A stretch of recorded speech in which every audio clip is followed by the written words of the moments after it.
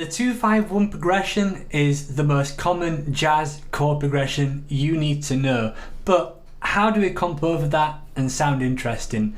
That's where I'm here to help. In today's lesson, I'm going to show you 3 ways in which you can comp over the major 2-5-1. So let's grab your guitars and let's do this.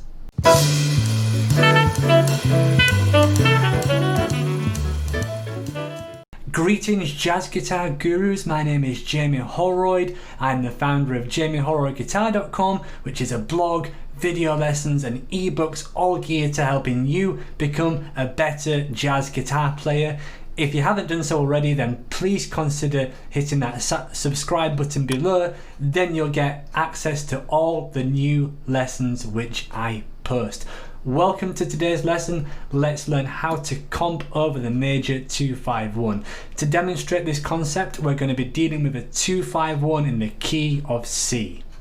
So the chords in a 2-5-1 in C, for those that do not know, are D minor 7, G7 and C major 7. Now when you're comping, the last thing you want to do is have massive gaps between these chords. For example, you don't want to play D minor 7 here, then go all the way up here for a G7, then all the way up there for a C major 7. That's not good voice leading. What you really want is to have the smallest movements possible within each of those chords so that they sound smooth. And there's 3 ways in which you can go about doing this. The first way is called chromatically ascending, okay, chromatically ascending. So I'll demonstrate this right here. So the first chord that we're going to be using here is a D minor 7. This is a drop 2 D minor 7 chord.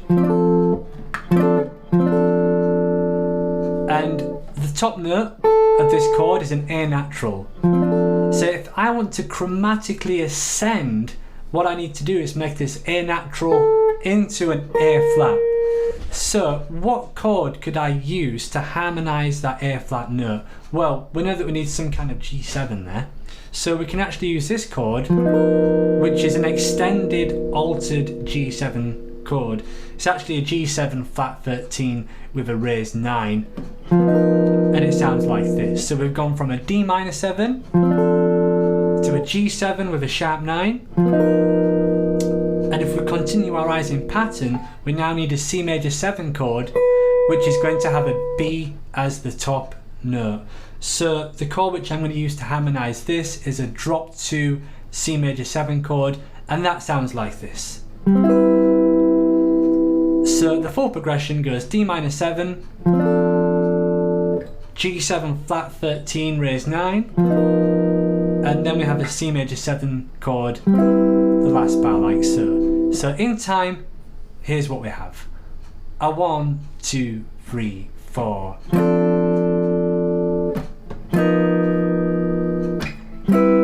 Once again. 1, 2, 3, 4.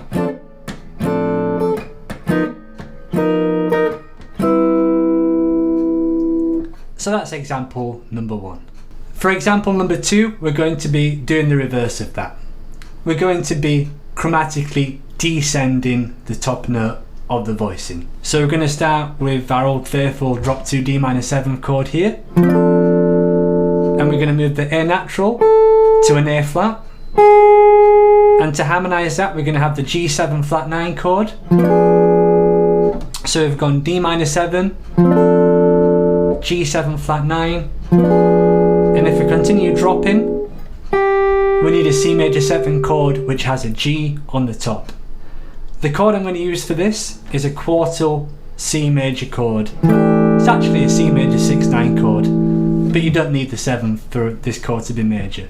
So here's what we have here. 1, 2, 3, 4.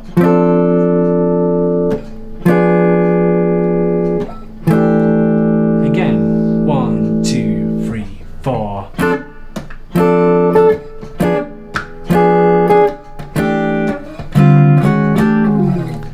So that's chromatically descending throughout the chord progression. The third and final example uses a common term between each chord. Once again, we're going to be starting with the D minor 7 chord, which has the A natural on top. So we need to keep this as being a constant note throughout all 3 chords. So the G7, which we're going to use here, is called the G9 chord. As you can see there, I also have the 13th underneath, but that works out just fine. So far we've got D minor 7, then we've got a G9, so we need a C major 7, which has the A natural on top. So the chord which I'm going to use for this is a quartal, a 4th voicing C major chord, and here we've got an F sharp, a B, an E and an A, so it's actually like a C major 7 sharp 11.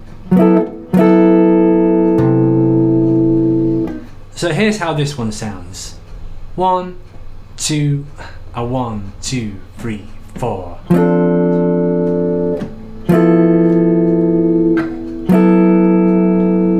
One, two, three, 4.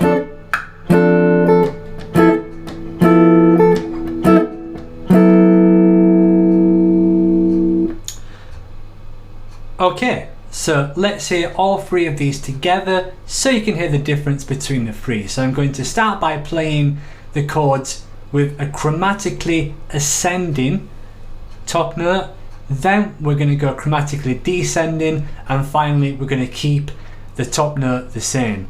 Let me know in the comments which one you prefer the sound of. Here we go. 1, 2, a 1, 2, 3, 4.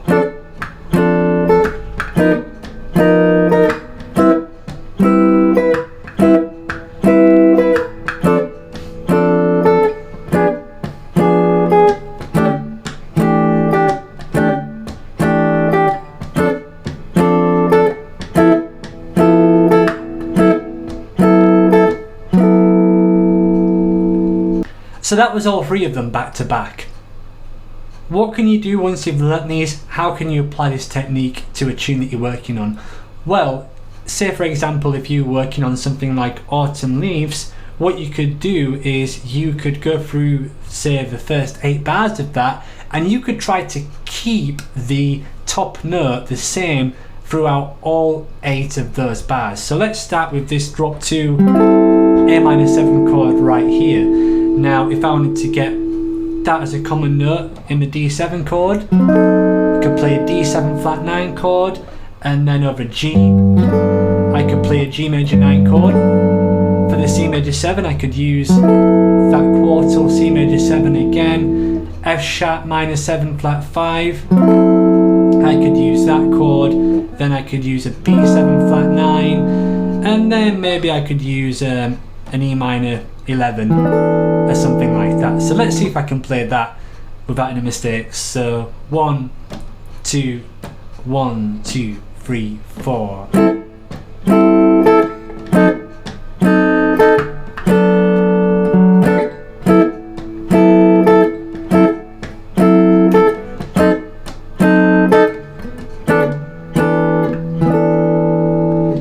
So I might not comp like that, but I like to have that awareness, and I certainly might use some of that in some of the comping that I do. It's really just so that I can see all the possibilities, so that when I am comping, these options are open to me.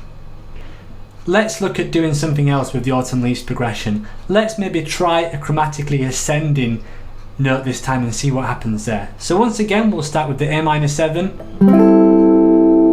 and then if we go to a B flat, that would give us a D altered chord, G major 7 chord, I'm using a drop 2 there.